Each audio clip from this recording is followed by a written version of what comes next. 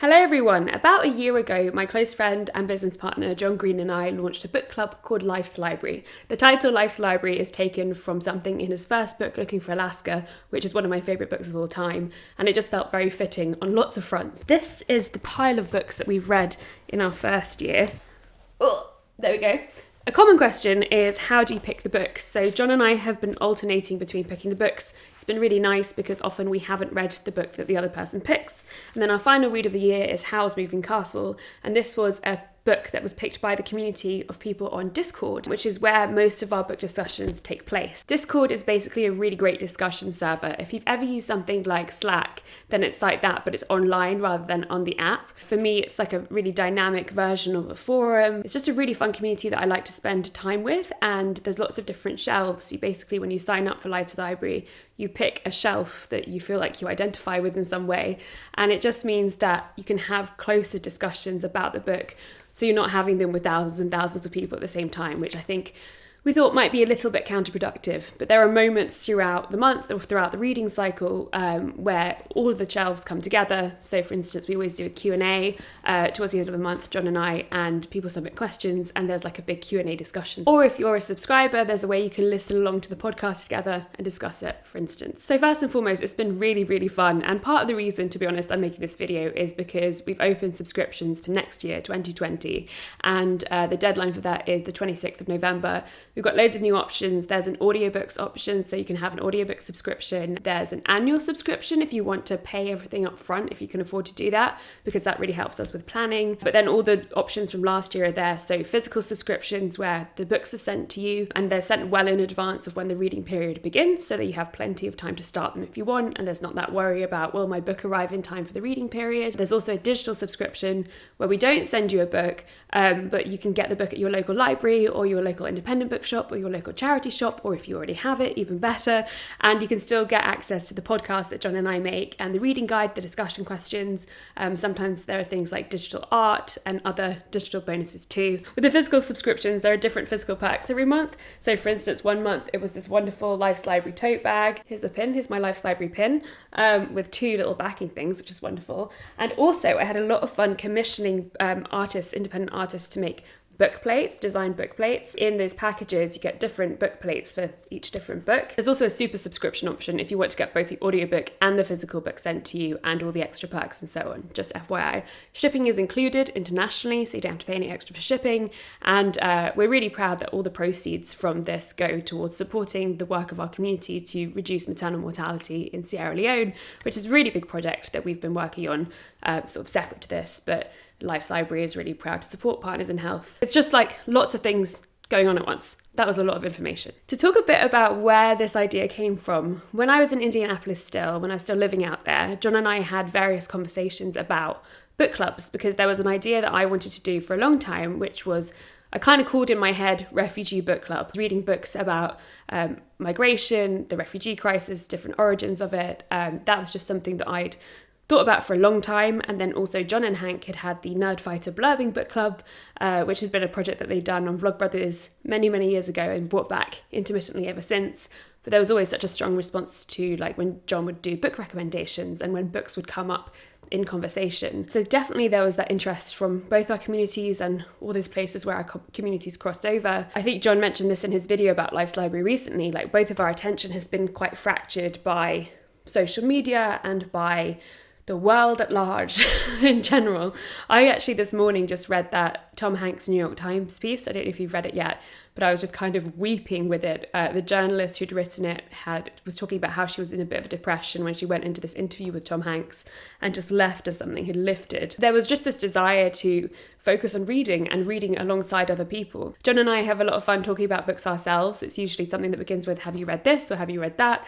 The Reynolds pamphlet. I always leave those conversations wanting to read more, and that's a lot of the reason why I enjoy watching videos about books on YouTube, listening to book podcasts, reading about books, and most of all, the fact of reading itself. I clock into a different mode when I'm reading. I also want to say that you don't have to be a big reader to be part of a book club, whether it's our book club or any book club, because it is about reading something together and the conversations that come up about it.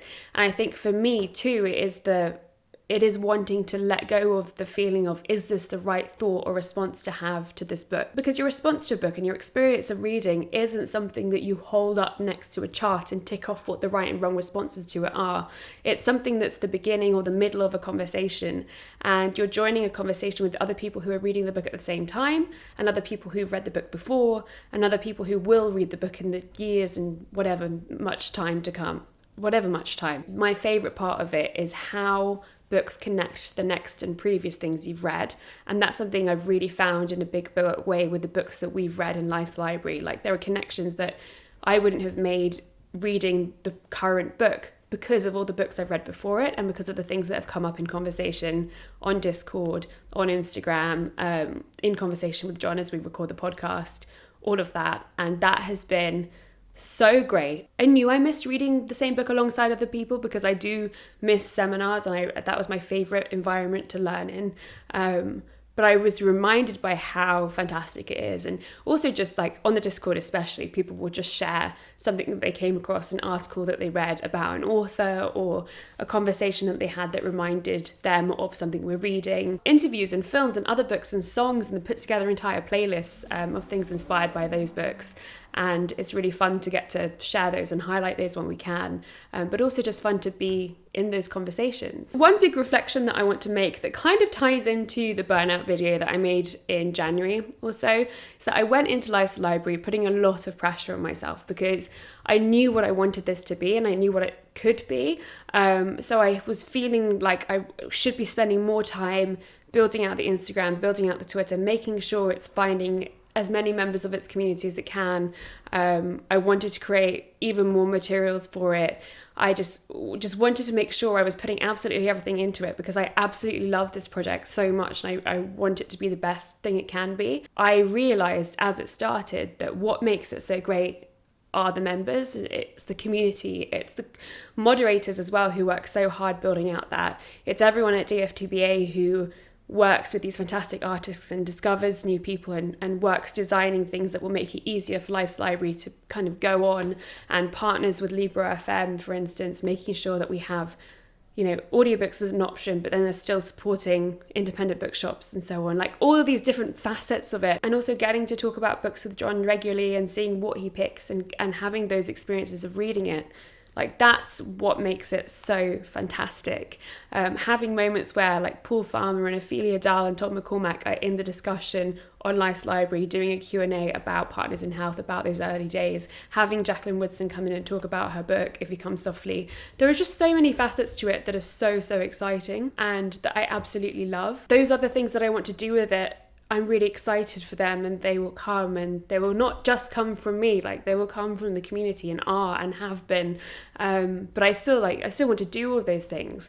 It just, what it is already is really special and really valuable, and I don't have to stretch myself to the ends of the earth to make it even more so, and I'm so proud of it.